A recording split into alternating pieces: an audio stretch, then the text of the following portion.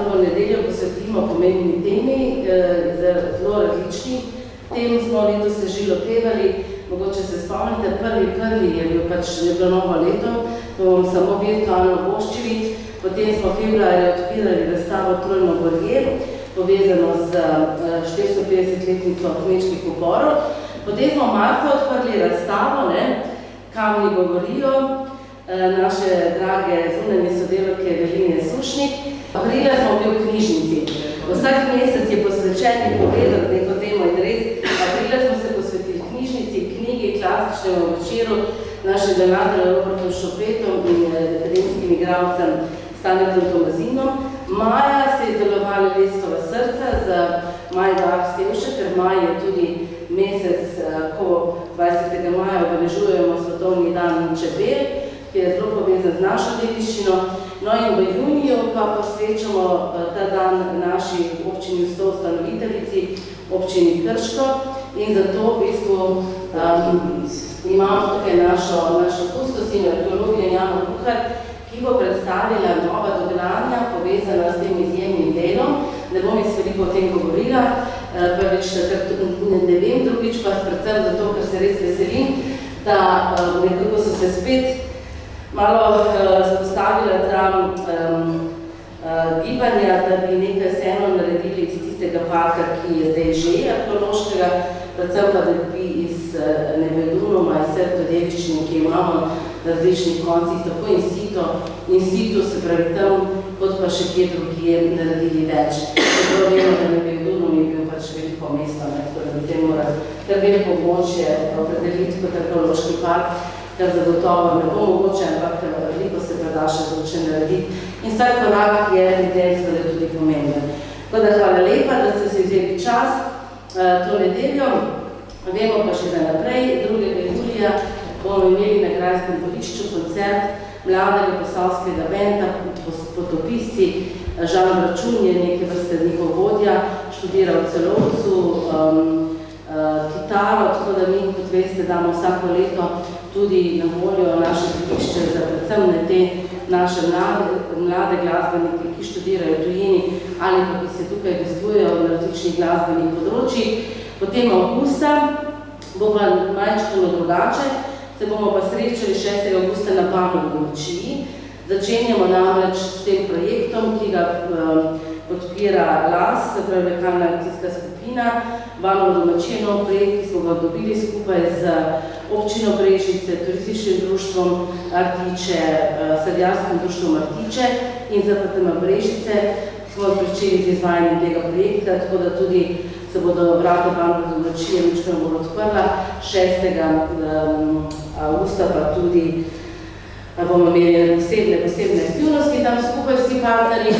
septembra se bomo posvečali spet našemu delu na področju konzerviranja in restauriranja, naši kolegi iz konzervatorsko-restauratorske delavnice. Potem pa je že oktober bomo spet posvetili naši knjižnici in knjigi in tudi naše občini Brežice. Novembra pa tradicionalno skušamo kaj več narediti za našo vinsko klet.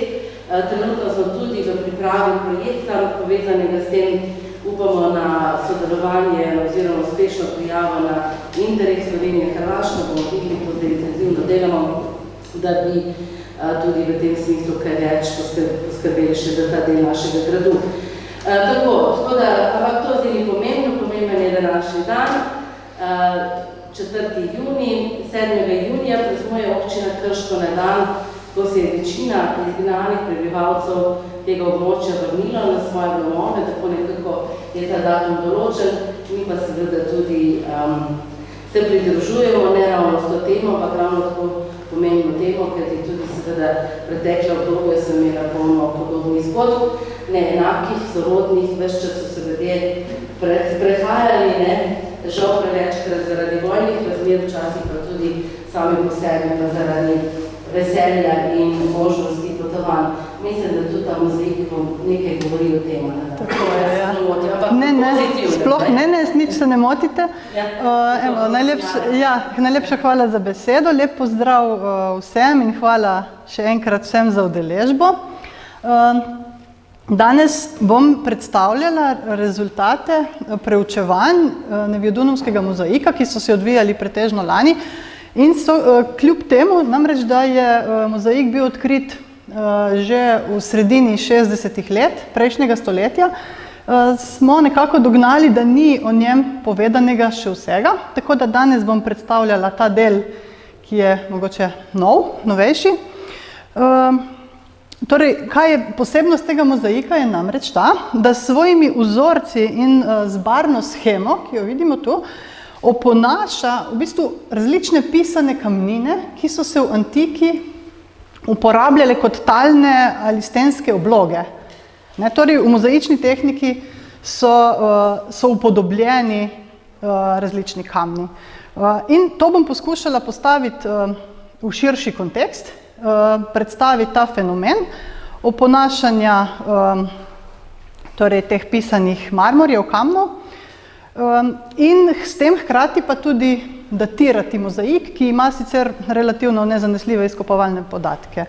Zdaj, raziskava je na nek način specifična, ker deloma posega tudi na področje geologije, tudi za arheologe mogoče specifična, je pa po eni strani se mi zdela zanimiva za najširšo javnost, tudi zato, ker sega na to področje splošne estetike, urejanja ambientov in tudi zato, ker je ta situacija, ki jo imamo pri mozaiku, zelo prevedljiva tudi na sodoben čas, kot bomo pokazali kasneje.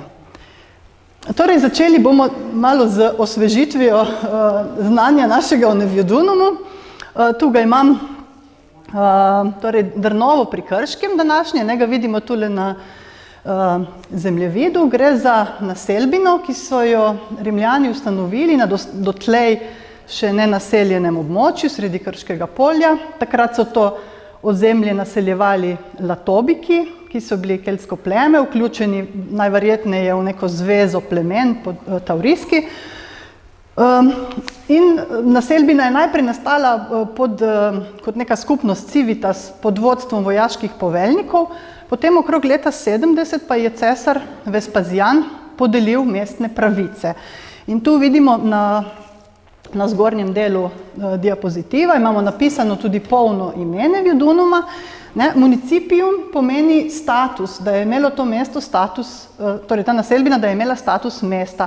Mi vemo, da na območju današnje Slovenije imamo dve koloniji, Petovijo in Emona, torej to je bil najvišji status, ki ga je lahko dosegla naselbina, takoj za njim pa je bil status municipija, ki pa sta ga imela Celeja in naš Nevijdunum. Flavium pomeni, da je bil ustanovljen pod dinastijo Flavicev, kamor tudi sodi cesar Vespasijan. Latobikorum vidimo, da so Rimljani ohranili ime izvornega prebivalstva, Latobikov. Nevijdunum pa bi dobesedno danes lahko prevedli kot novo mesto. Nevijdunum je imel izredno strateško lego, torej bil je v bistvu ob dveh pomembnih prometnicah je nastal. Ena je cesta, ki je povezovala Akvilejo in Siscijo, dve zelo pomembni koloniji, in pa druga pomembna prometnica, ob kateri je nastal, pa je Sava, ki je bila že v prazgodovini, potem pa še sploh v antiki, zelo izkoriščena kot plovna pot, zlasti za prevažanje težjih tovorov. Nevijdunum pa je bil tudi pretovorna postaja za pretovarjanje tovora z ladij na vozove in obratno. Kajti vemo, da se Sava ravno pri Krškem nekako izvije iz tega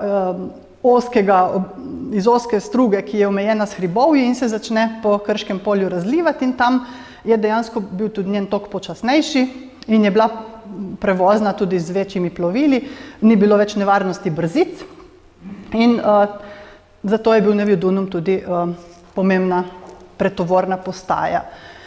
V bistvu to predvsem razlagam zato, da postavim Nevijdunum v nek širši kontekst, da pokažem njegov geostrateški pomen, zato da vidimo, da je bil Nevijdunum daleč od kakršnega koli obrobja. Je bil zelo pomembna naselbina v tem prostoru in njegovo območje, torej bil je center za današnje območje celotnega Posavja, Dolenjske in Bele krajine je bil torej politično, kulturno, gospodarsko središče.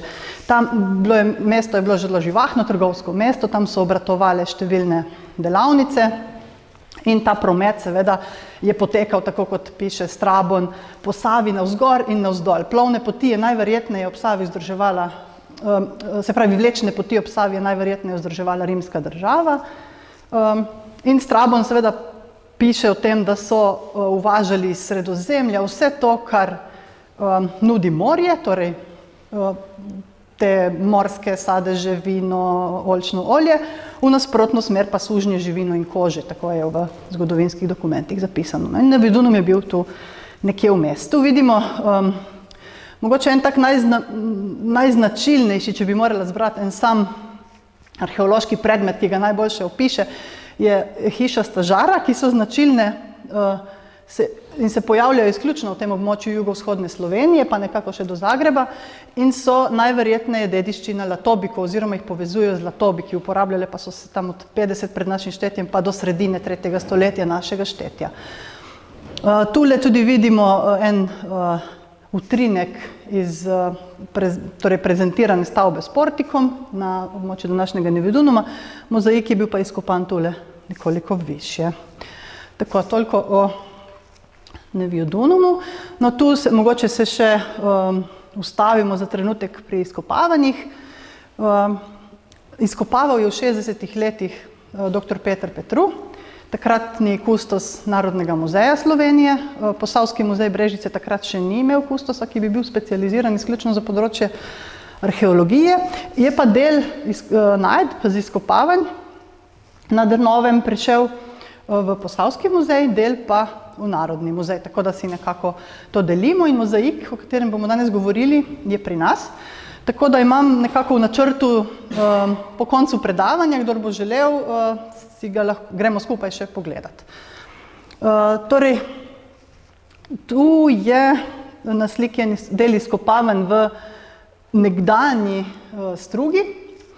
Petru je tu predvideval pristanišče in ta rekonstrukcija, čudovita, ki jo je naslikal akademski slikar Gregor Smukovič, je nekako nastala po tej ideji, kakšno naj bi bilo to pristanišče, torej po ideji, kot si jo je zamislil dr. Peter Petru. Sicer neki podatki bi bili še za preveriti, ampak nekako je to zdaj v tem trenutku mogoče najboljše, kar vemo. No, tule pa še na tabuli Peutingeriani, to je v bistvu preris antičnega zemljevida, ki ga je v 16. stoletju Konrad Peutinger, nemški antikvar, preslikal po antičnih zemljevidih. Vidimo tudi tule spet obkrožen Nevidunum in njegovo pozicijo v prostoru. Peter Petru je v bistvu nekako že postal zdaj tudi en del te ljudske zgodovine Drnovega.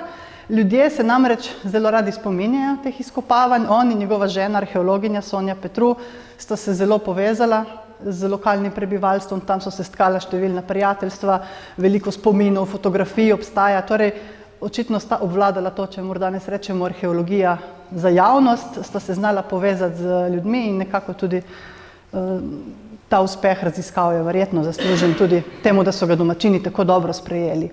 No, tu vidimo izkopavanja mozaika, o katerem bomo govorili danes. Vključevali so se, kot vidite, tudi otroci, lokalno prebivalstvo v ta dela. Gremo naprej, še nekaj teh utrinkov. Peter Petru ga vidimo tule na zgornji fotografiji. In tu je že mozaik, ki je utrjen in pripravljen na dvig. No, tukaj pa zdaj vidimo že ta del, o katerem bom danes govorila.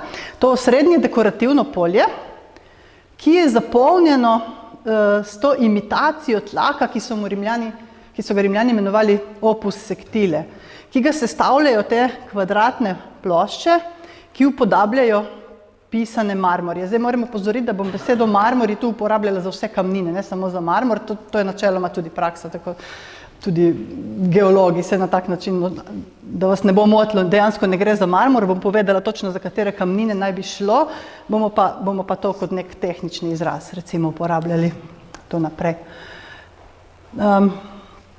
Tu so še vidni, torej, To je pa že mozaik na podlagi, premeščen in predstavljen v muzej. Tu vidimo spet še enkrat mozaik. No tako, zdaj pa prvič je bil objavljen mozaik v Arheološkem vestniku, to je že kar pred nekaj leti, ga je Bojan Đurić preučil in je tudi takrat nastala ta v bistvu rekonstrukcija, kako naj bi izgledal mozaik v celoti, ker ohranjen je manjši del. Sicer malo več kot tule vidimo, ne, ampak tu sem nekako poskušala z nekimi ne posebej zapletenimi veščinami samo toliko umestiti, da vidite dejansko, kaj je ohranjeno, koliko je pa na tej rekonstrukciji, no, kako to zgleda. Torej, mozaik je imel najprej okrog in okrog en tak bel okvirni pas diagonalno potekajočih mozaičnih kock, ne vidimo, da je postavitev tako. Potem pa zaključen z ozkim črnim okvirjem. Potem pa tale notranja ornamentalna površina je pa spet, ne, vidimo jo tule, je pa sestavljena iz dveh vzporednih pasov, ki imata identičen ornament. Tale meander, ki predstavlja motiv grškega ključa, je bil torej po obeh straneh. Po drugih dveh stranicah, ne vemo pa samih dimenzij mozaika, ne poznamo, po drugih dveh stranicah je pa šel ta vzorec, ki predstavlja neko ortogonalno shemo okvirnih kvadratov, ki so zapolnjeni s temi cvetlicami, med sabo pa povezani še z drugimi kvadrati, no, da ne opisujem preveč. Potem pa imamo ta pas dvotračne pletenine in to osrednje polje, ki je bilo verjetno tako razdeljeno na kvadrate, pa predstavlja ta del, ki je nam danes najbolj zanimiv, ki imitira te plošče pisanega marmorja. Torej, zdaj pa, če želimo pojasniti ta fenomen imitacije, se moramo pa nekoliko vrniti v času nazaj. Torej, Vitruvi, rimski arhitekt, vojaški strateg, je v svojih znamenitih 10 knjigah o arhitekturi komentiral pompejske sloge in je zapisal, da so nekatere stvari naslikane skladno z naravo in da so na stenskih poslikavah ljudje posnemali barvo in rabo marmornih plošč. Torej, imamo tudi dejansko dokumentirano to, da je bil namen ta, da se oponaša torej neke naravne elemente. In potem, recimo, v Evropi prvič ta fenomen prepoznamo v Herkulaneju, današnji Ercolano, blizu Pompejev, kjer je v tako imenovani Samnitski hiši torej stenske poslikave, ki dejansko oponašajo take kamnine. Gre pa za prvi pompejski slog. Umetnostni zgodovinarji so nekako sloge v Pompejih razdelili v 4 obdobja, no in ta prvi slog je oponašal te razkošne obloge iz marmornih plošč, kot so jih poznali iz ptolemajskih palač Bližnjega vzhoda. In z to živahnostjo, s tem pisanim slogom je nekako poskušal ponazarjati razkošje. Gre pa, vidimo, tu čas, kar že krepko pred našim štetjem. Potem pa iz Pompejev pa poznamo tale Larari iz hiše Zlatih Kupidov. Tu imamo pa tudi že v tem osrednjem polju predstavljeni dve kamnini, tale Giallo Antico se mu reče, in v sredini to srednje polje, ki pa predstavlja egiptovski rdeči porfir. To je pa že kasnejša datacija. No in če se premaknemo na naš mozaik, torej tale, primerjate Giallo Antico, to kamnino z tole, no ta je pa iz našega mozaika, 3 polja celo so zapolnjena s tem okrasom, gre za prekrivajoče se lečaste ornamente, ki so v različnih odtenkih oker barve in obrobljeni z temno rdečo. In razlagamo jih kot večbarvno brečo, ki jo imenujemo Giallo Antico, in to je tudi dejansko najpogostejši motiv tako v stenskih poslikavah kot v mozaičnih upodobitvah najpogostejši motiv, ki posnema kamnino. V severnoafriških mozaikih se uporablja od prve polovice 2. stoletja, ampak sprva le kot polnilo geometrijskih vzorcev, kasneje pa tudi na samostojnih ploščah, kot vidimo v našem mozaiku. Zdaj pa si poglejmo malo, kaj je sploh ta giallo antico, ker je tako neko čudno ime, ne?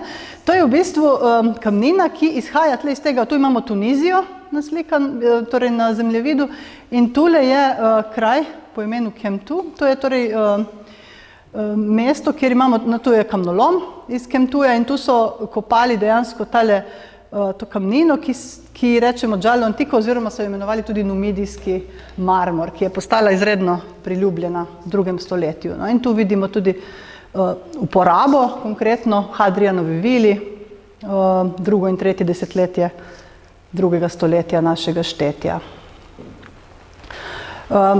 Torej, kaj se je zgodilo? V prvi polovici 2. stoletja našega štetja so najverjetneje te prave marmorne plošče najbrž iz ekonomskih razlogov začeli nadomeščati s temi cenejšimi imitacijami v mozaiku.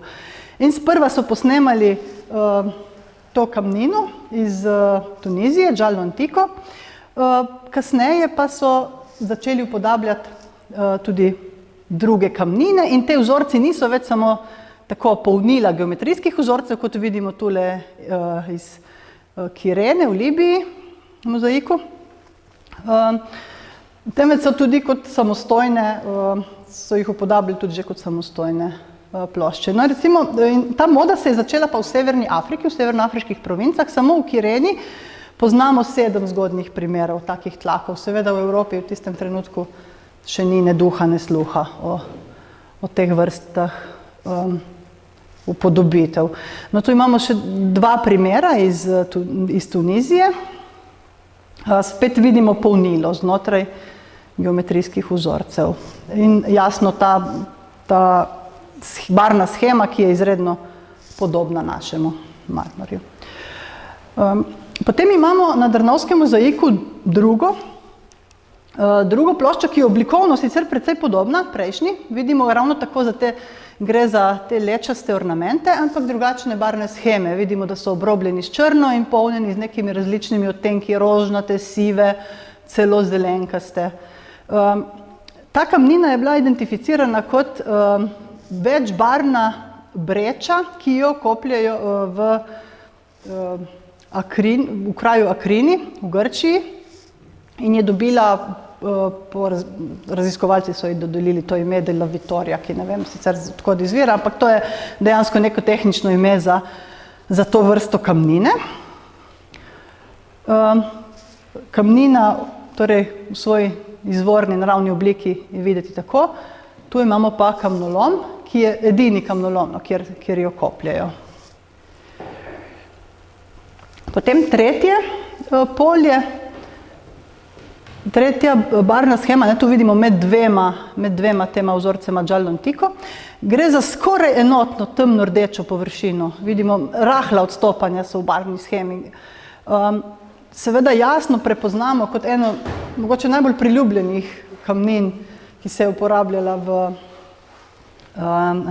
antiki. Torej gre za rdeči egiptovski porfir, ki so ga kopali v Gebel Dokan v Egiptu.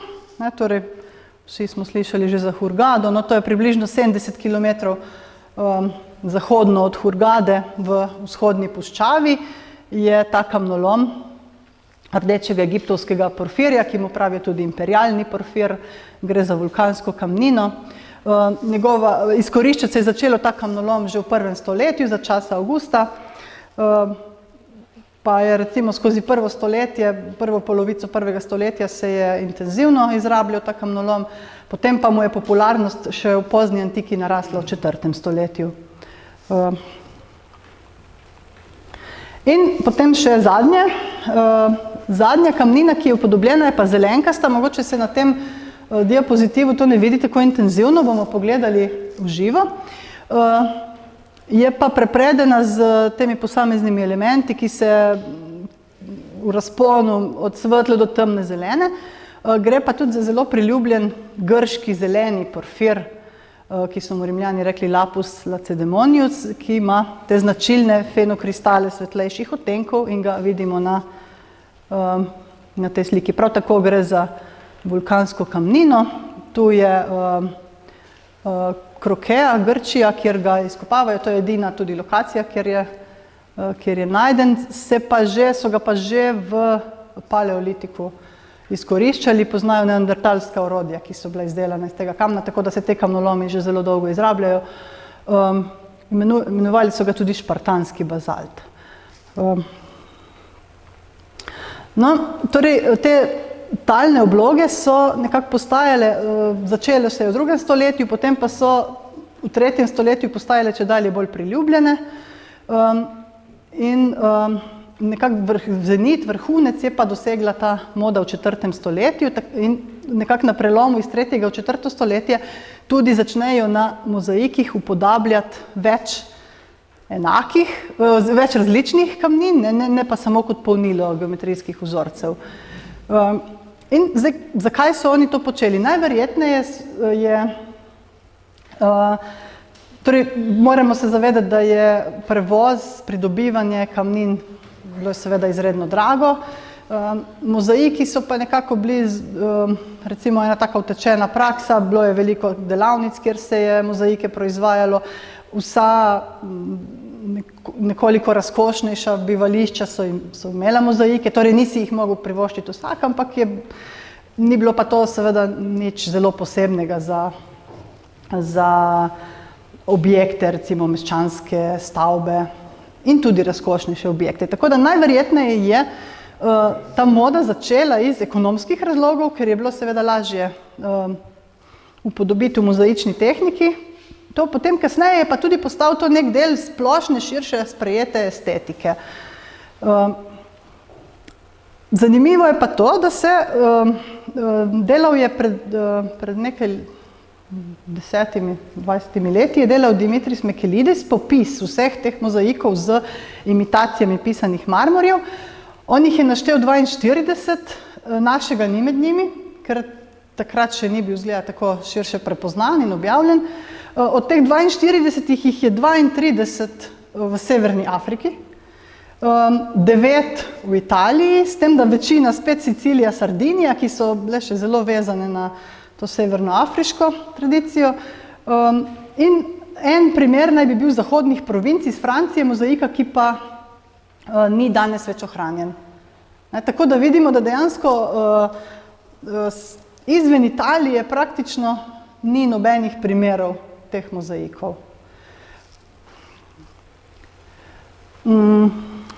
Torej, kot sem povedala, tu imamo to študijo navedeno, Mekelidis.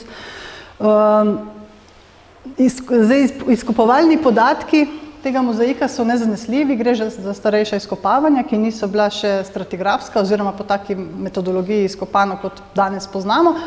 Tako da je nekako ta datacija problematična, ampak glede na študije, kako so se razvijale te talne obloge z upodobitvami marmorjev, lahko skoraj zanesljivo datiramo v 4. stoletje. Takrat se začne ta moda upodabljanja, torej več kamnin, pa tudi te večje ploščene, ne zgolj kot polnilo geometrijskih vzorcev. Torej, takrat je ta umetnost tega mozaičnega upodabljanja pisanih marmorjev tudi na vrhuncu in to lepo tudi sovpada z zadnjim razcvetom rimskih mest v 4. stoletju. Neviodunuma pa vemo, da tam v prvi polovici 5. stoletja je že konec, prebivalstvo že izseli. Zanimivo je pa tudi to, da se moda upodabljanja teh kamnitih plošč v mozaični tehniki zelo sovpada tudi z modo dejansko originalnih teh marmornih plošč. Torej, enako se razvija tako imitacija kot originali iz pravih marmorjev. Enako doseže zenit v 4. stoletju, v 5. se ne uporablja več in tudi te raznolikost kamnin, ki se uporabljajo, se tudi čisto usporedno se obe te tehniki razvijata in postajata popularni. No in če prevedemo še, smo rekli, da je ta situacija čisto primerljiva mogoče z današnjim. Danes tudi poznamo kup primerov situacij, ko namesto pravega kamna uporabljamo bolj ali manj razkošne ali pa bolj ali manj cenene torej obloge, ploščice, kjer je na njih upodobljen marmor ali katere druge kamnine. In se odločamo za to tudi, no mogoče to je še pa neka taka zaključna misel, se za to odločamo tudi ne samo vedno iz ekonomskih razlogov, včasih tudi iz nekih drugih. Torej, zdaj pa ta primer damo iz Ville Romana del Casale, Piazza Armerina, Sicilija. Gre za v bistvu eno največjo površino, tlakovano z mozaiki, zelo znana vila. In dejansko vidimo, da v tej vili so mozaiki, se veliko uporablja, je ta tehnika imitacije torej pisanih kamnin. Torej imamo to tudi v ambientih, kjer jim ni bilo potrebno varčevati, tako bom povedala. Torej se ni nujno samo iz ekonomskih razlogov uporabljala, ampak je potem ta praksa tega upodabljanja kamnin postala tudi del širše sprejete estetike. In tudi ta dekorativen učinek je verjetno, so si privoščili tudi tisti, ki bi sicer lahko mogoče izbrali marmor, pa ga niso. No, tako, tu imamo še eno poetično misel našega nevijadunovskega meščana. Zdaj s tem delom zaključujem ta prvi del, pa se bomo sprehodili še do mozaika, pa mogoče bo tam še kakšna diskusija, pa če bo imel kdo še kakšno vprašanje. Zaenkrat se vam pa zahvaljujem za pozornost. Enega od teh vzeti mere pa rekonstruirati. Tako da, ja, kolarja sta še, mislim, da 2 ali 3, samo v Sloveniji registrirani in smo dobili v Velenju enega. Ja, pa Kovača. Aha, ja, gremo kar do mozaika, nismo se mogli staviti.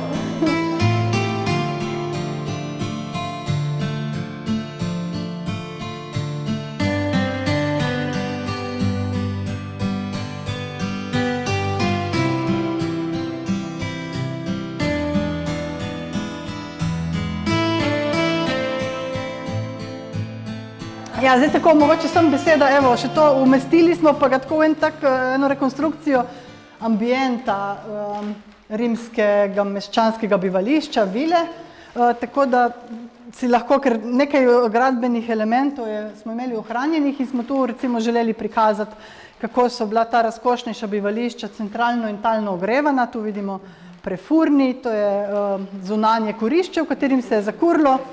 Potem se je pa pod tlemi, ki so bila dvignjena na stebričih, se je topel zrak širil in se skozi stene, skozi te votle opeke, tubule, dvigoval po stenah. Oktobra 1969 je prišel od vojakov in tako da me je poleg obiskal gospod Škaler, ki je bil takrat ravnatelj muzeja. In rešil me je, tako da sem dobil prvi freelancerski projekt. Tako si rekel, ker prej sem bil v ekipah v Hrvaški in Srbiji, ampak to je bil pa prvi res moj projekt.